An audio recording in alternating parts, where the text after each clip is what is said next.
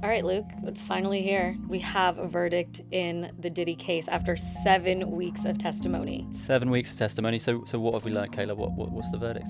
Diddy has been found not guilty on sex trafficking by force, fraud, or coercion, not guilty of one count of racketeering conspiracy, and guilty of 2 counts of transportation to engage in prostitution. Incredibly shocking to me. What's your reaction to that? Did you ever see something like that happening in this case? I'd say that it's shocking to some, but not shocking to many, especially those in the legal community who have been following this case very closely. I would have said before this trial started that he's definitely going to get put away forever. But then once the prosecution really brought their case, I could see that this wasn't as strong of a case as everyone anticipated them to have. Yeah, it felt like this is a very complicated case. Lots of moving parts, lots of different witnesses that came into the courtroom. Who were some of the people that we heard from? Okay, I'm going to read you every single one of the witnesses who took the stand. There were 34 for the prosecution and 0 for the defense. All right, so this is who we have. Diddy's ex-girlfriend and accuser, Cassie Ventura. The Intercontinental Hotel security guard, Israel Flores. The male escort, Daniel Phillip. Homeland Security Investigations Special Agent, Yassine Binda. Pop star, Don Richard. Cassie's former friend, Carrie Morgan. Diddy's former assistant, David James. Cassie's mother, Regina Ventura. A male exotic dancer, Sheree Hayes, also known as The Punisher. HSI Special Agent, Gerard Gannon. Expert psychologist, Don Hughes. Diddy's former assistant, George Kaplan. Musician and rapper, Kid Cudi, real name Scott Muscudi. Makeup artist, Mila Morales. The general manager of L'Hermitage Hotel in Beverly Hills, his name's Frederick Zamore. HSI computer forensics agent, Joshua Croft. Diddy's former assistant, Capricorn Clark. Los Angeles Police Department officer, Christopher Ignacio. LAFD arson investigator, Lance Jimenez. Stylist, Deontay Nash. Diddy's former assistant using the pseudonym Mia. Beverly Hills hotel staff, Sylvia Oken. Intercontinental Hotel staff, Eddie Garcia. CFO for Bad Boy Entertainment, Derek Ferguson. Forensic video expert, Frank Piazza. Cassie's friend and former drug dealer, Brianna Bungolan. Southern District of New York tech analyst, Enrique Santos. Diddy's ex-girlfriend and accuser using the pseudonym Jane. HSI Special Agent, Andre Lemon. Diddy's former assistant, Jonathan Perez. SDNY paralegal and summary witness, Ananya Sankar. SDNY Special Agent and summary witness, Deliasa Penland. Diddy's former assistant, Brendan Paul. HSI Special Agent and summary witness, Joseph Chircello. And 5 of those witnesses, Luke, have testified under an immunity order. That was Kaplan, Garcia, Bungolan, Perez, and Paul. What is an immunity order? So basically, these people have come forward to say, I will testify as long as whatever I say on the stand cannot be used against me. So they are testifying to maybe dealing drugs or partaking in some type of illegal activity, but under this immunity order, they know that whatever they say, they cannot be held accountable for legally. You said a second ago, 34 witnesses for the state, 0 for Diddy. What do you think that thinking behind that was for Diddy and his legal team? I think Diddy's legal team thought that they had it in the bag. They thought it was a slam dunk case. Like I said, it took over 7 weeks of testimony for the prosecution to present their case. And when it was Diddy's team's turn, they took 25 minutes. 25 minutes to explain, he's not guilty for XYZ. And they basically felt as though the prosecution proved everything they needed to, that he was absolved of any guilt. And Diddy didn't obviously testify himself to his own defense. Did we hear from him at all during the course of the trial? Did he say anything in court? Yeah, well, every legal expert will say that it is absolutely a bad idea to have Diddy testify in his own defense. There was a lot of speculation that maybe he would, only because of his inflated ego and really to want to defend his own name because of his inflated ego and really to defend his own name and his own reputation. But Diddy did speak in court. He was asked by the judge if he would be taking the stand. He stood up. The judge asked him how he was feeling. He said, "I'm doing great." He told the judge he was doing an excellent job. And then he said he absolutely would not be testifying. And he said that that was a choice that he made himself. And we knew, obviously, the months that have been leading up to this trial indicate that this was going to be a media circus. It's probably the biggest celebrity trial, of the last few years, certainly. What was it like in the courtroom and in and around the courtroom in the time that you spent there? Absolutely, it was a media circus. I was there right outside the courtroom when jury selection was beginning, which is kind of the unofficial start of the trial. And as soon as you got there, you saw TV tents lined up all in front, which lasted all 7 weeks of the trial. And you saw news crews there from every outlet with their hosts, presenting with the courtroom as the backdrop. But not only that, that's kind of traditional for what you see in cases, but because this was a celebrity of this caliber, you also saw influencers and TikTok journalists there who would never normally be at a case like this, who would go into the courtroom and then come out during breaks to give live updates. And the thing that made this so gripping and compelling and really want people to tune in is that this was a federal case, which means that there were no cameras allowed inside of the courtroom. So all you got was court sketches of Diddy. You could see that he was graying. And you could see that he wore, alternated between the same 3 to 4 outfits. And what you had was just the transcript and the testimony and the reporting from those inside. Yeah.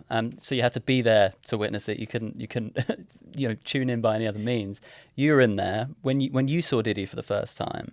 What were your impressions of him? How did he seem in his mood and emotions? Well, I sat in the overflow room. So to get inside the actual courtroom, you need to either have a high press pass that you had to have gone to multiple cases to qualify for that, or you had to line up for a lot of people the night before. And what I witnessed outside were actually professional line holders who set up tents to camp out overnight to then hold your spot. Some were charging $25 to $30 an hour overnight to, once you arrived in the morning, you could just go and take your spot.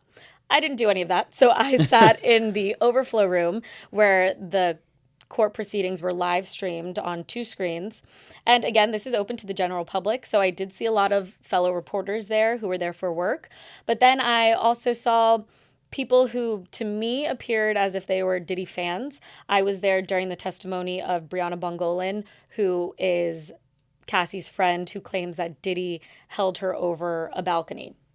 And I was there for that testimony, and especially during the cross-examination where they really went after her.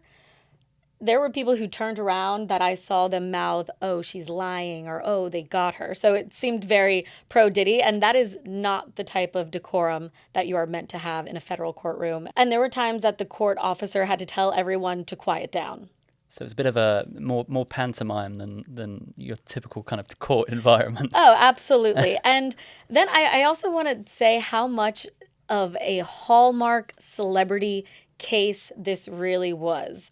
So you have Diddy, who himself is an icon, but then you have those who took the stand, who were celebrities in their own right. So who did we have speak that kind of reaches that status? Well, first you had the key witness and really the star witness, who was Cassie Ventura. She's a singer, dated Diddy for 10 years. She also took the stand 8.5 months pregnant. And she testified for 4 days, and the following week gave birth to her 3rd child. So we'll jump into Cassie's testimony in a minute, but who else did we hear from? You had rapper Kid Cudi, who actually dated Cassie at one point. And in my opinion, I think Kid Cudi's testimony was the most Hollywood textbook. You had him testify that he believes Diddy blew up his Porsche because Kid Cudi was dating Cassie and Diddy was in a jealous rage. You had him testify that Diddy broke into Kid Cudi's house over Christmas, unwrapped his Christmas gifts, locked his dog in a bathroom, and completely trashed his house looking for him. And Kid Cudi actually described Diddy as a, quote, Marvel supervillain. Yeah, it was a huge case, a media circus, as we discussed. Diddy, huge name in his own right. Did we have any celebrities drop by during the course of the case? We absolutely did. And not only taking the stand, but in support of Diddy, and Kanye showed up on a Friday afternoon, waltzed right into court, and sat in that overflow room where I typically do sit. So that definitely drew attention. But he also had his family show up. His mom was there every day. His sons were there. His daughters were there. His 18-year-old twin daughters, who were actually there for part of Cassie's testimony.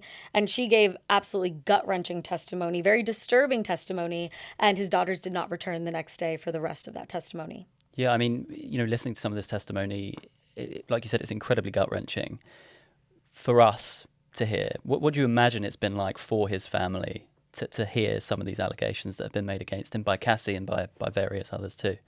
Yeah, I think no one wants to hear any of that about your family, but they have remained steadfast in support of him throughout this whole case. But before we get into too much about what was said on the stand, let's go into the charges themselves and talk through those. So, if you don't mind recounting what Diddy was actually charged with for me.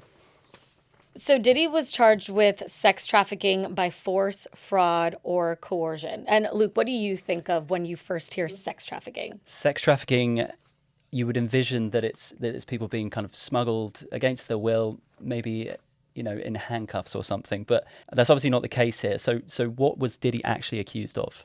Right. So here I think what's really important is emphasizing the force, fraud, or coercion part. Now, his two accusers were actually his girlfriends, his ex-girlfriends. You had Cassie, who he dated for 10 years, and then you have the woman who's using the pseudonym Jane, who he dated actually up until last year, 2024. She was with him when Cassie's lawsuit came out in 2023, and they stopped really talking right up until his arrest. So the way that the prosecution tried to prove that he was guilty of sex trafficking was to call both Cassie and Jane to the stand. Now, Cassie testified for over 4 days. She detailed physical, psychological, sexual abuse, including being forced into freak-offs. Now, what freak-offs were when Diddy or Cassie hired a male escort for Cassie to have sex with and for Diddy to watch. And at times, Diddy did film these sexual encounters and then allegedly, according to Cassie, would use them as blackmail so that she would have to continue partaking in these freak-offs. And Cassie and Jane, those relationships were years apart, but what we did hear was something very similar in Jane's case. She said that she also had to participate in freak-offs, but she called them hotel nights, where either Diddy or it was herself would reach out to a male escort, and these would be in hotels, whether they were in Vegas, whether they were in New York, LA, where they would come and she would have to have sex with these men while Diddy watched, and really under the direction of Diddy. And what was the defense's rebuttal for that? How did they try to unwind that narrative? Yeah, so I think a big thing here were the evidence. It was a trove of text messages between Diddy and Cassie and between Diddy and Jane. And what you saw here was Cassie, I actually have a quote. She said, "I'm always ready to freak off," in one of them. In another, she said, "I love freak offs." And Jane had similar messages where it showed a lot of enthusiasm for these freak offs. So that is very different from what you were hearing on the stand, where they both testified that they didn't want to participate in this, but they felt that they had to because, one, they loved Diddy and they felt that these were their duties as a girlfriend. Now, Jane took it a step further, and Diddy was actually paying Jane's rent, a $10,000 a month house. He funded her lifestyle. So she felt like if she didn't partake in these freak-offs, it really was a threat to her livelihood. What do you think was the most dramatic piece of evidence that the state offered to support their case? By far, hands down, I think the most important piece of evidence, and it was played time and time again, was that 2016 video from the Intercontinental Hotel where you see Cassie running down a hallway, you see Diddy chasing after her in a towel, pulling her down and dragging her back in the hotel room as she tried to flee into the elevator. And what Cassie testified to was that this was her trying to escape a freak off. And going back to the charges where he's accused of using force and coercion and abuse to really force these women into these freak offs, that to the government was the slam dunk right there. You saw both in the court of public opinion and in court just the shock factor of having to watch this level of abuse. And this wasn't the first time that this video was made public. Actually, after Cassie's lawsuit was filed, it was actually CNN who uncovered that video and published it. And that was the first time that Diddy really admitted guilt. This was before he was arrested. He went on Instagram in a selfie video and apologized to Cassie, said this was during a dark time in his life and was really making amends for his bad behavior and for what was seen in that video. Yeah, I remember that video being quite poorly received by, people that saw it online. I guess the question is, why wasn't he also charged with abuse for the physical abuse that we saw in that image? Yeah, well, that video took place in 2016, and the statute of limitations in California at that time was 3 years. Cassie didn't file her lawsuit until 2023. So there was really nothing that, any government could do when it comes to abuse claims. However, Cassie did file her lawsuit against Diddy in 2023, which really was the catalyst for this entire case. It was that lawsuit that prompted the government to start their investigation into Diddy, and a year later, he was behind bars. Yeah, and I think, Cassie coming forward also gave some of the other accusers that we've seen in civil suits and perhaps even some of the witnesses that we saw in court the courage to come forward. I know that's been suggested quite a lot as well. Oh, absolutely. And we've even spoken to lawyers for some of the witnesses who took the stand who said that they only felt emboldened to speak out once Cassie really made that move. And even after this 7-week big blockbuster trial, Diddy still faces dozens of civil lawsuits from men and women who claimed that he was physically violent towards them. Yeah, so regardless of what has happened in this case, you've got years, months more litigation to go through. He's not out of the woods yet by any means. Not at all. On the other charges we have, one of which is racketeering conspiracy. When I hear racketeering, I'm thinking mobs and mafia. But what does this mean for Diddy, this charge? Yeah, well, the law was written for mobs and mafias in mind way back in the day, but it's more than just what you think of. So Diddy, he was this head of a huge company. He does have a big influence when it comes to fashion, to music. He has lots of staff. But in this case, the prosecution is claiming that Diddy had assistants and he had security guards and he had a huge team of staff who helped him facilitate these crimes. And by these crimes, I mean the sex trafficking. So when the government talks about the freak-offs, it was more than just a hotel room and an escort and Diddy and Cassie or Diddy and Jane.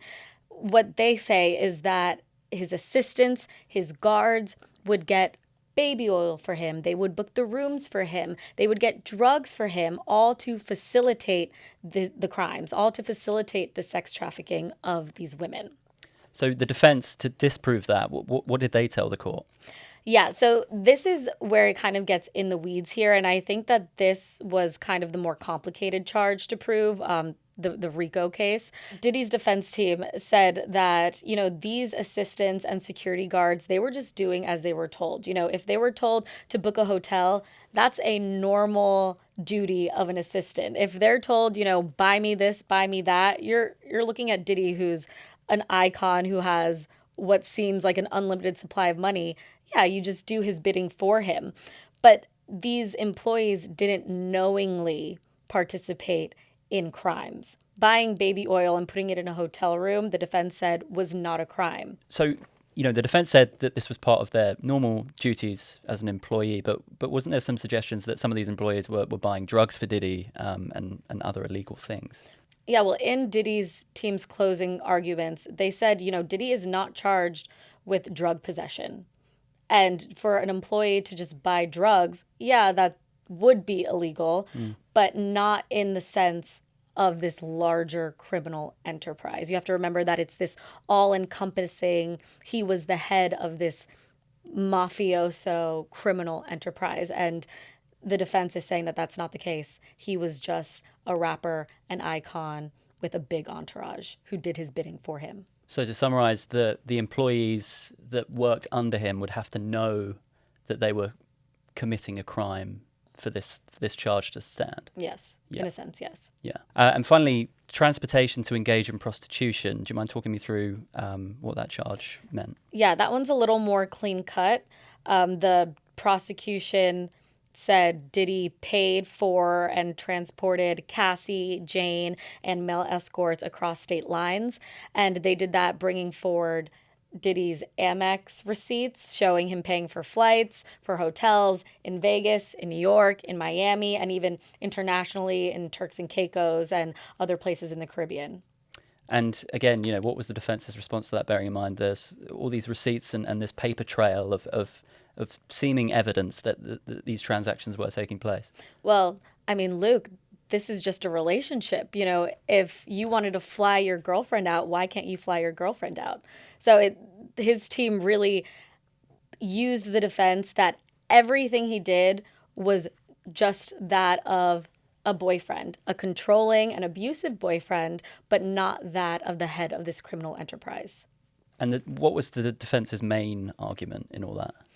So in this whole case, they argued from opening statements to closing arguments that everything that happened was consensual. It was between two consenting adults, be that Cassie, be that Jane, that these freak-offs were just a kink.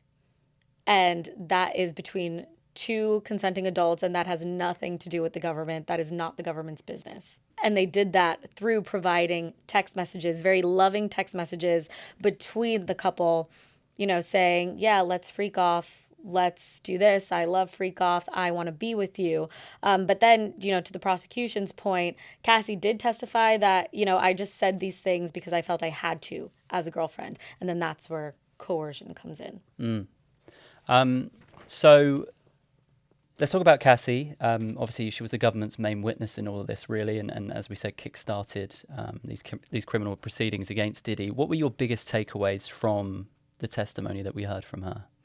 So Cassie, like I said before, was 8.5 months pregnant, visibly pregnant, huge bump. And Diddy's team actually tried to fight for Cassie to not walk in while the jury was there because they didn't want the jury to empathize with her to see a pregnant woman crying, taking the stand.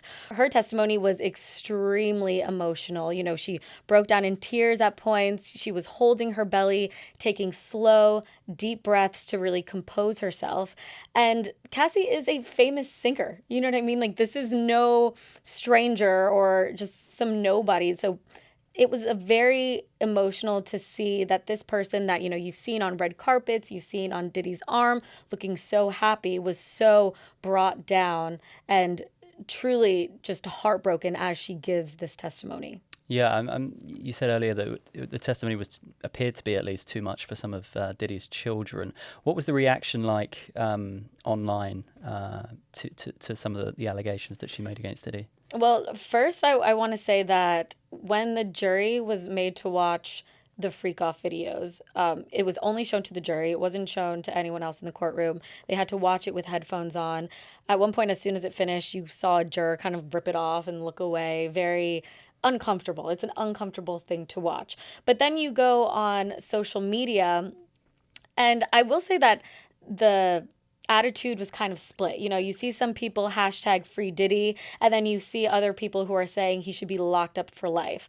But again, when you see the allegations that come out and you hear everything in Cassie's testimony, it's really hard not to empathize with her. So we've spoken about some of his accusers. Let's talk about some of the other witnesses.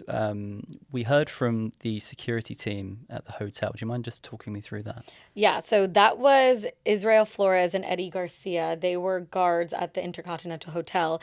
Eddie Garcia testified that he was working the night that Diddy abused Cassie on that video. And the next day, he got a call from Diddy's right-hand woman. She's his chief of staff. Her name is Christina Karam. And she called asking if she could see the video, said that Diddy was really out of sorts and he wasn't himself. And asked if she could see it, and he said no. And then later on, he got a call from Diddy himself. And he testified that Diddy and Christina Karam continued contacting him until he finally agreed to what eventually became a $100,000 payout in return for those tapes. Now, what happened to those tapes after? I would assume that Diddy would have wanted to destroy them, but somehow they got into the hands of CNN, who then released that tape. And Diddy's team argued that the tape was altered. There was a specialist who said that no, these tapes are authentic and they are original. So that really spoke to the racketeering charge that Diddy had his chief of staff reach out to then cover up his crimes of sex trafficking Cassie that night. So let's talk about some of the other witnesses that we heard from. Freak-offs, obviously a huge part of this case, and to substantiate that, the government called on a lot of escorts that were pulled into this relationship that Diddy shared with Cassie. What did they tell us? Yeah, there were two male escorts. One, his name is Sheree Hayes. He's also known as the Punisher. He's actually a very popular New York escort, has been doing this for years. He actually touts himself as an exotic dancer. He was hired by Diddy and Cassie between 2012 and 2015, and he was typically paid up to $2,000 per freak-off session. He testified to having roughly 8 to 12 of these encounters with the couple. Most of them took place at Trump International here in New York. And he really said that these encounters, what he thought was consensual. But then, of course, you have Cassie testifying that she didn't want to partake in these. So that really speaks to the sex trafficking charge. And the Punisher, where does that name come from? I mean, I think it's just a stage name, but he not only is an exotic dancer, he's also an author. He wrote a book called In Search of Freezer Meat.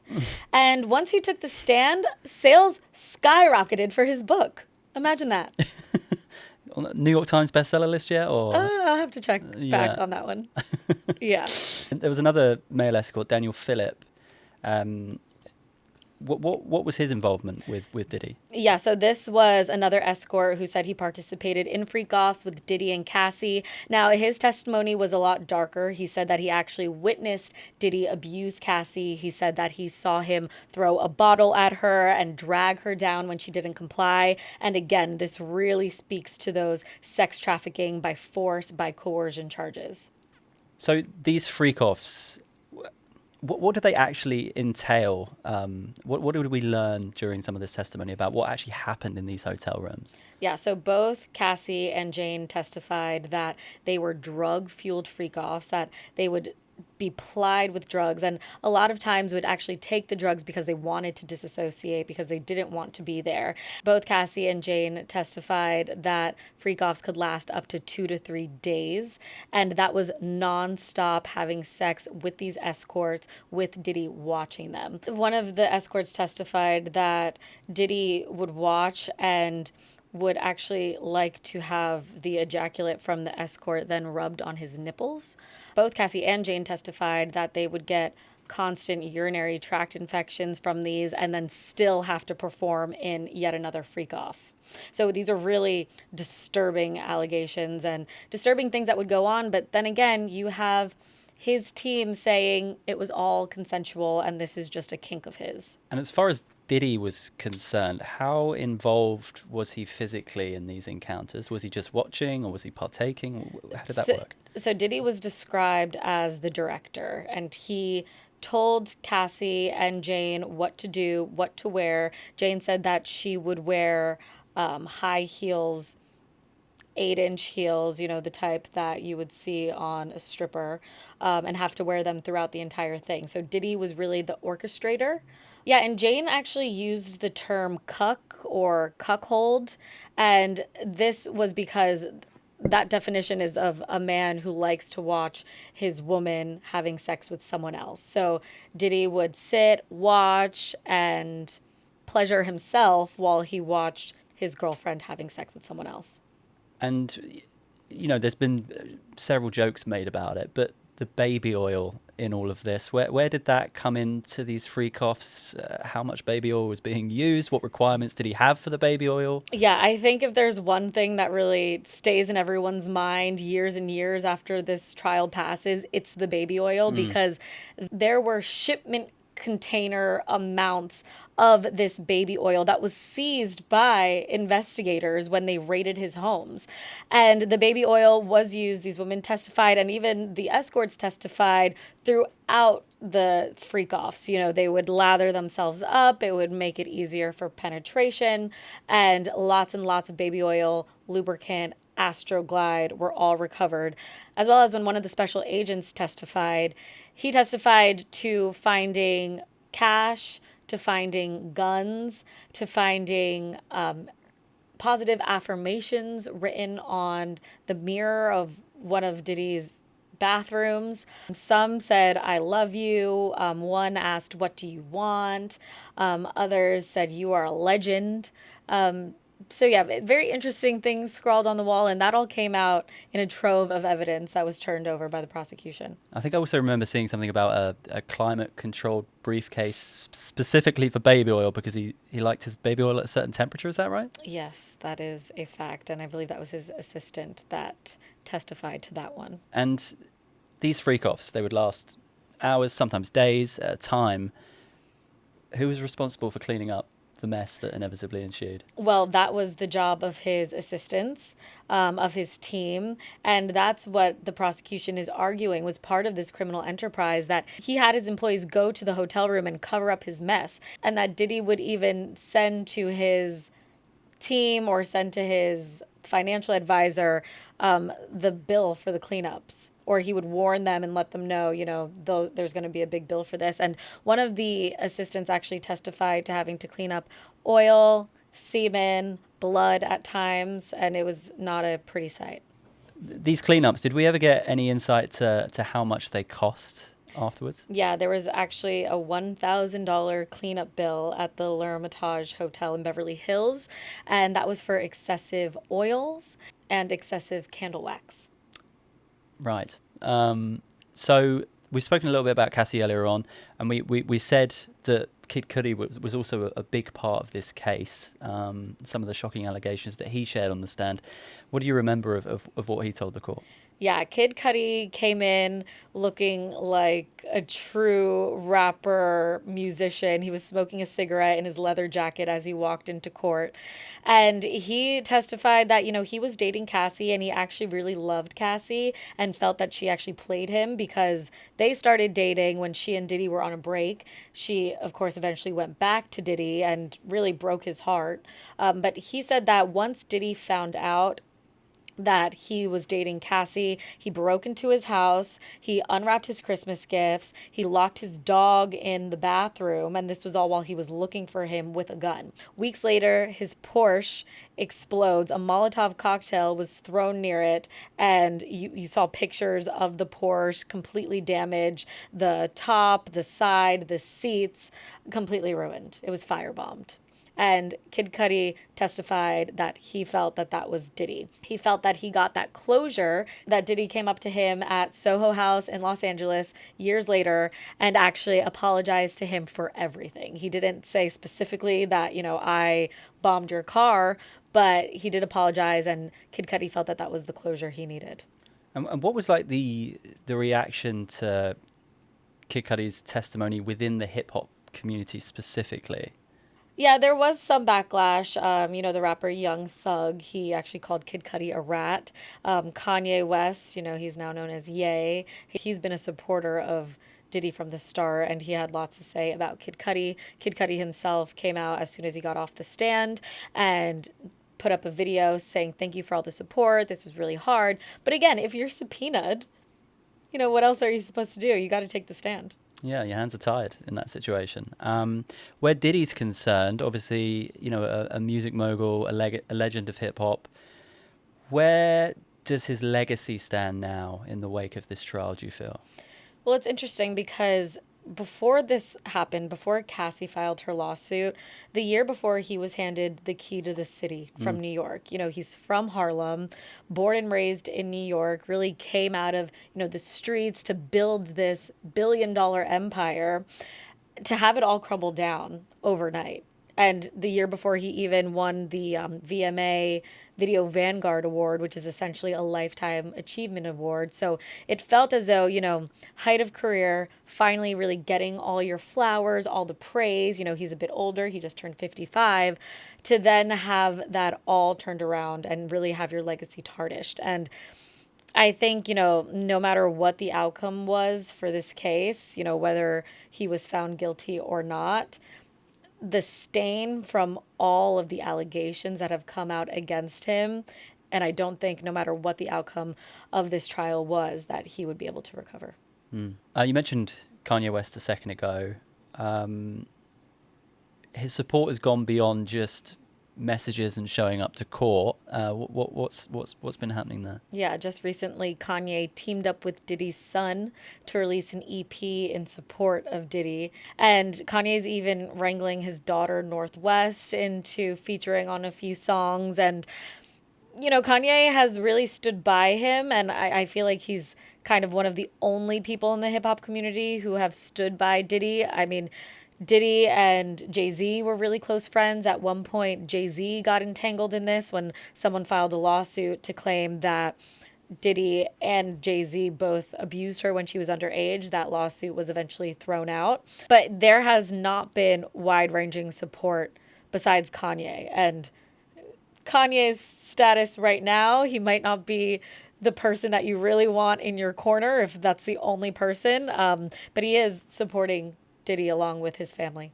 And on the other end of the spectrum, within the hip hop community as well, some people have been perhaps celebrating his downfall. I think 50 Cent comes to mind. What's been going on there? Do we know what the source of their rift was? Yeah, 50 Cent and Diddy have been enemies for a long time. Actually, the mother of 50 Cent's child, her name's Daphne Joy, she actually went on to date Diddy.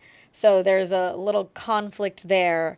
And 50 Cent from the beginning has always been celebrating every time, Diddy's been arrested or Diddy's been hit with charges or a video comes out. He is kind of the number one anti-Diddy cheerleader. Yeah, I remember when there was a report that came out that Diddy's team were flirting with asking President Donald Trump for a pardon. And that 50 Cent then came out and said, I'm going to make sure that doesn't happen. So he's definitely got a serious axe to Yeah, grind. and Trump even weighed in on this whole case. Trump said that he knew, when he was asked about it, he knew Diddy back in the day, and he was, a good guy, and then he doesn't know how his politics were, that he didn't think he liked him anymore because of his politics, but he said he would have to look into it. He would look into it, was the answer. So we'll see. So this case has drawn comparisons to the likes of MeToo, Harvey Weinstein, Bill Cosby. What significance do you think this case will have moving forward in Hollywood, in music circles?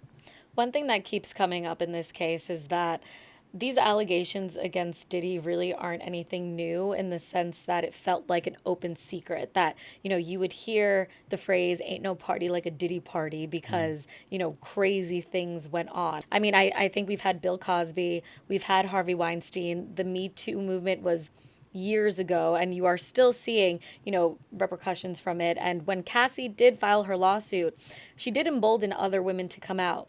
However, this isn't the first case that we've seen of it, and I honestly don't think that it'll be the last.